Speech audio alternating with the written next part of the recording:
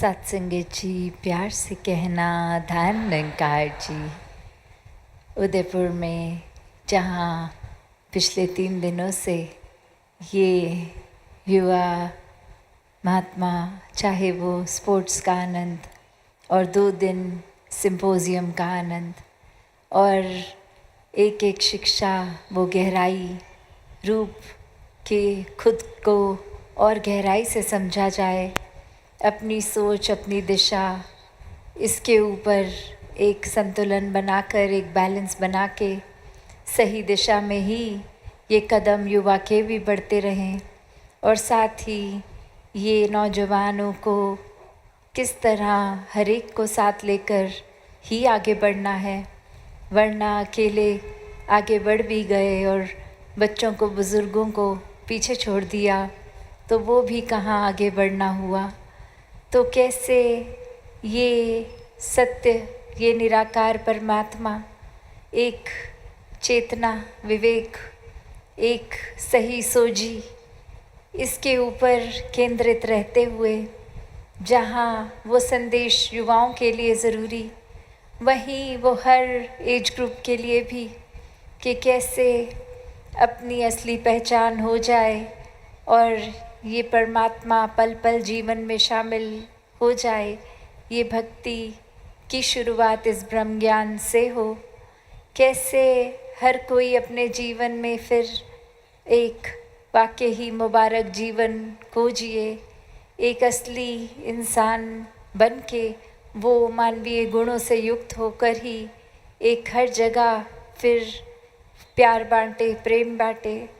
और ये प्रेम कहाँ से आए? ये प्रेम भी फिर इस परमात्मा से एकमिक होके स्वयं प्रेम बन के ही। तो भक्तों ने हमेशा से यही समझाया, चाहे वो कहीं भी निवास करते हों, किसी भी युग में हों, एक परमात्मा, एक सच्चाई, एक सच जो हमेशा से था, है, रहेगा।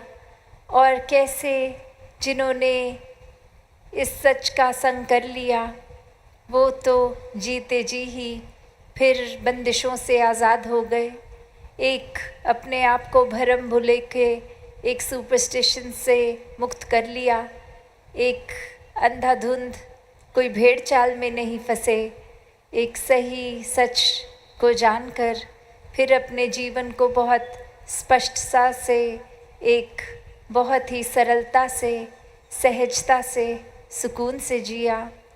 ये भक्ति के आनंद में रंगे रहे और दुनियावी उतार चढ़ाव का फिर अपने ऊपर कोई असर ही नहीं आने दिया। ये परमात्मा की रज़ा में रह के पल पल परमात्मा का शुक्राना करते गए। और आज भी वो संदेश उतना ही रेलेवेंट, उतना ही ज़रूरी, उतना ही महत्वपूर्ण कि कैसे एक जीवन को हर पल में अलग अलग उतार चढ़ाव के बावजूद इस परमात्मा की दात जिन्होंने माना, उन्होंने संभाल की है, उन्होंने सदुपयोग करते हुए हर पल को जिया है। वो सिर्फ औरों का ही मार्गदर्शन नहीं करते गए, उससे पहले अपने जीवन को उन्होंने रोशनी से भर दिया। ये सच्ची की रोशनी, ये सत्य की रोशनी। जिस तरह एक छोटी सी कहानी में भी आता है कि कैसे एक बार एक अंधकार से भरी गुफा और ये सूरज की वो कहानी में कॉन्वर्सेशन, वो बातचीत दिखाई गई और वो गुफा सूर्य को कहती है कि आप तो जहाँ रहते हैं वहाँ इतना उजाला है, कभी मेरी जगह आके तो देखें, इतना अंधकार, कुछ नज़र ही नहीं आता। और इसी तरह दिन रात का भी फ़र्क नहीं, बस एक समान अंधकार में ही रहना पड़ता है। और वहीं सूर्य फिर उस गुफा में आके वो नज़ारा देखने के लिए, और तब वो गुफा को बाद में बोलता है कि ये क्या ही बात हुई, ये गुफा में तो बहुत ही रोशनी है, आप तो कह रहे हैं आप में अंधेरा है। तो बात वही कि वो अंधकार से भरी गुफा इसलिए क्योंकि वहाँ रोशनी नहीं, और सूर्य तो रोशनी ही है। जहाँ जाएगा अपनी फितरत साथ लेके जाएगा। वो रोशनी खुद ही कहीं भी हो वो रोशन ही होगी जगह। कोई सूरज पे रोशनी की डिपेंडेंसी नहीं, क्योंकि सूरज से रोशनी ही निकल रही है। तो बात वही तिमिर गए रवि देखते कि ये अंधकार चाहे कब का भी हो, सिर्फ मायने क्या रखता है, वो पल भर में उजारा हो सकता है जब ये स्तोत्र, ये परमात्मा, ये खुद ही रोशनी, ये सच्ची रोशनी जो कभी एक बुझेगी नहीं, डिम नहीं होगी। ये ज़ोर से हवा भी चले तो एक आग की तरह ये ना फैलेगी ना बुझेगी, बस वो साक्षी रूप ये स्थिर अपनी जगह पे। और ऐसे ही ये उजाला जिन्होंने वाकई ही महसूस किया, सिर्फ अनुमान नहीं कि उजाला ऐसा होता होगा या रोशनी ऐसी है, नहीं, जिन्होंने ये महसूस किया, ये खुद ही संग किया रोशनी का, तो ही ये बात पता चलती है। तो हर एक को जहाँ युगों युगों से यही संदेश दिया गया, किसी भी धर्म ग्रंथ और किसी भी महापुरुषों की वाणी को सुने तो यही समझा रहे हैं कि श्वासों ने अचानक कभी भी ख़त्म होना है। कोई एक पक्का तो नहीं कि युवा अवस्था, बाल अवस्था या बुजुर्गी तक पहुंचना भी है। तो जो समय भी है उसको व्यर्थ ना गवाया जाए, इस परमात्मा के साथ अपना नाता जोड़ लिया जाए। एक अंधकार में जीवन जितना जी लिया तो वो समय निकल गया, कोई बात नहीं, अभी इसी पल से उजाले में जिया जा सकता है। तो कैसे हर कोई एक उजाले का संग कर ले, कैसे वाकई ही इंसानियत को अपनाएं, कैसे ही इस तरह जीवन जिया जाए। तो एक मनमुटाव आपसी भी, एक भेदभाव के कारण सब आहिस्ता आहिस्ता वो भी ख़त्म हो जाते हैं जब ये समझ आ जाता है कि एक बात तो छोटी सी हमारी बुद्धि, हमारे अहंकार ने ही इतना बड़ा बना दिया कि हमें अपने नज़रिए के अलावा किसी और का वो दृष्टिकोण सही लगा ही नहीं। सही लगना तो दूर की बात, हम अगले की बात सुनते ही नहीं हैं। कभी बातचीत घर के अंदर भी दो सदस्य कर रहे हों तो अक्सर ये ऐसा ही हो जाता है कि बस अपनी ही बात बोल दी, दूसरे की तो सुनी तक नहीं। अपनी बात को एक उस तरह मानकर कि दूसरा हमसे क्या बेटर कुछ बता ही नहीं पाएगा। हम जो कह रहे हैं, जहाँ से हमारी ये सोच आ रही है वही सही है। और ऐसा अनेकों बार देखा गया कि जब हम अगर किसी को सुन ही नहीं रहे तो वो चाहे कितनी भी ठीक बात बोलें, जब सुनी ही नहीं तो फिर उसका हम एक अच्छाई क्या ग्रहण करेंगे। और वहीं अगर सुन भी ली तो अक्सर ध्यान से नहीं सुनी, या फिर इसलिए सुनी कि आगे एक और हम कोई वाद विवाद कर सकें उस बात को पकड़ के, तो भी ये एक पॉजिटिव तरह से एक उस रूप में नहीं ग्रहण किया गया।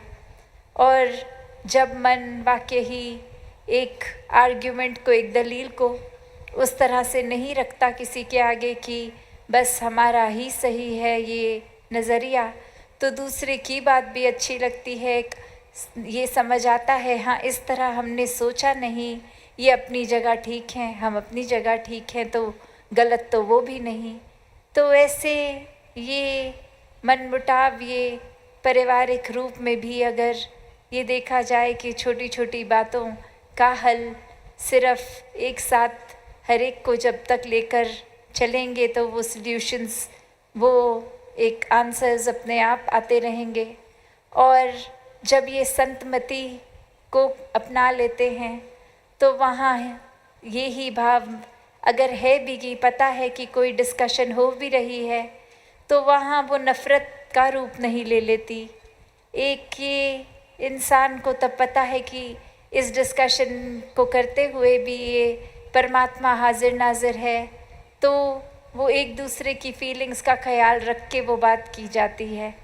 फिर दूसरे के ऊपर कीचड़ नहीं उछाला जाता।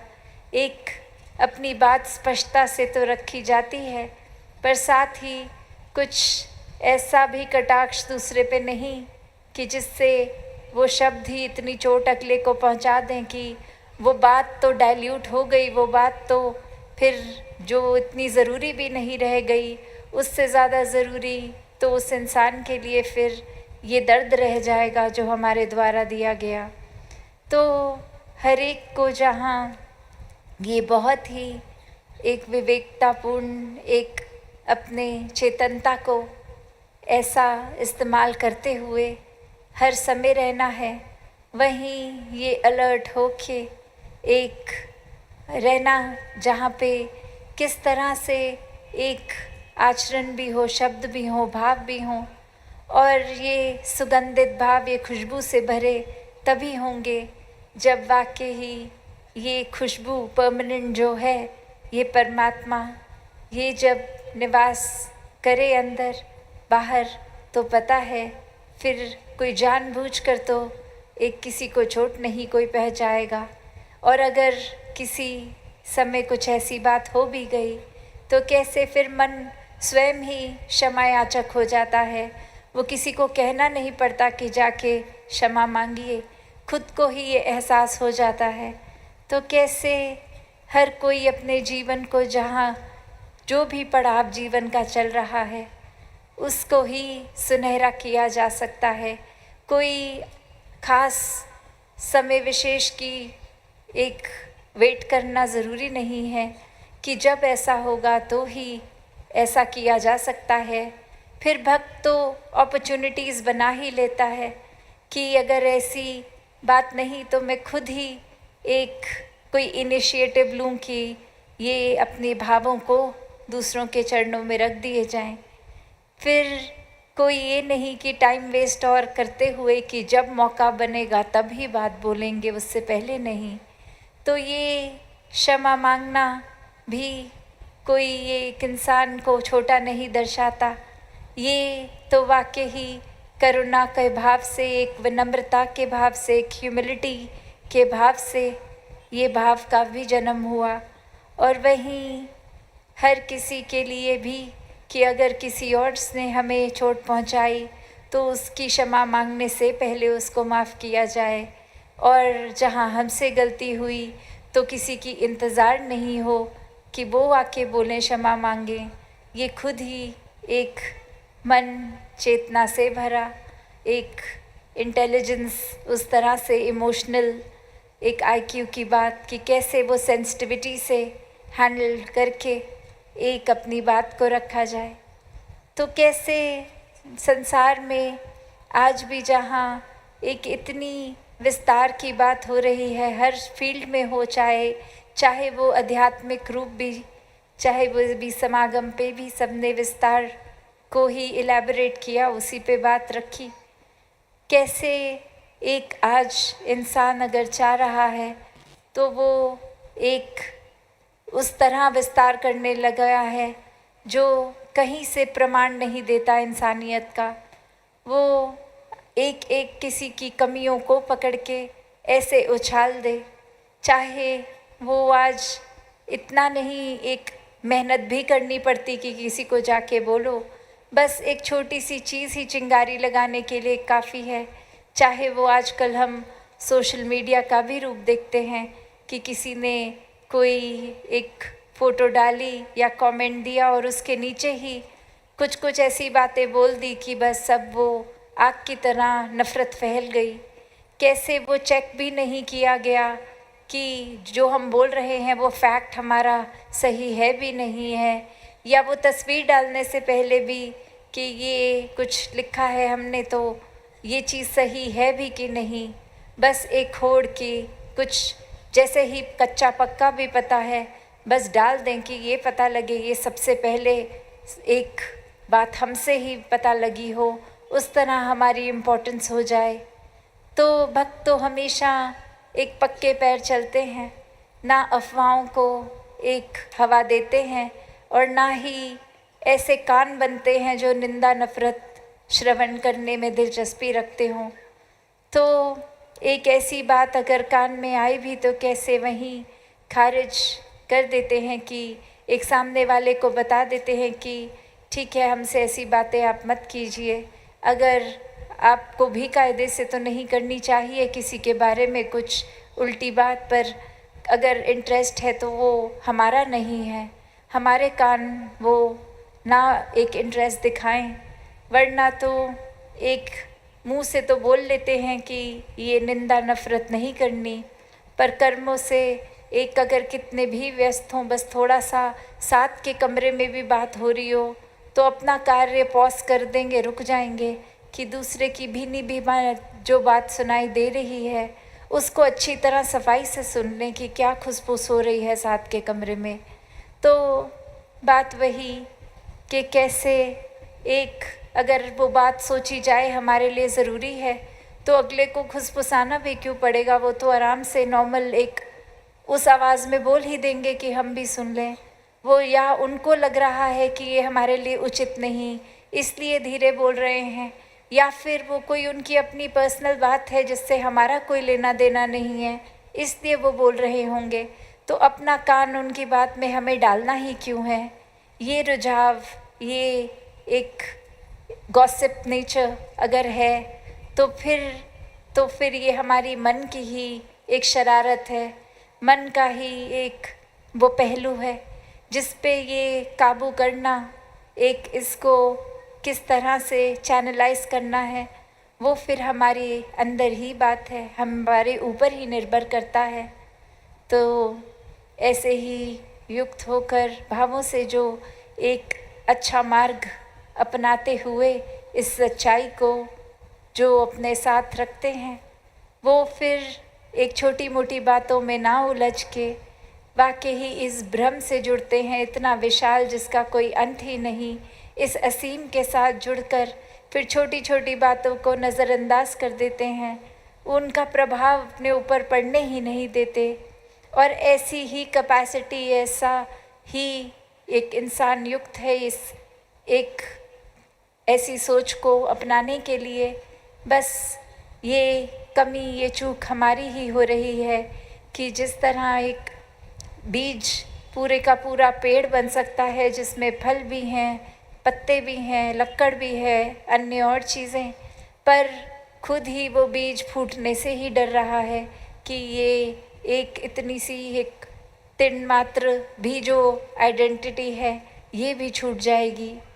तो बात वही कि इस निराकार के आगे तो हमारी एग्जिस्टेंस वैसे ही कुछ नहीं, और खुद अहंकार इतना भर लिया दिल दिमाग में कि खुद को ही सबसे इम्पोर्टेंट बना लिया। तो बात वही कि जिन्होंने अपना ये अभिमान गवा के एक विनम्रतापूर्ण अपने एक अच्छाई को अर्पित करके इस परमात्मा के आगे जीवन जिया, वही वाकई ही एक सच्चे भक्त बने। तो दासी और समय ना लेते हुए इन्हीं शब्दों से आपसे आज्ञा लेगी। सत्संगत जी, धन्यवाद जी।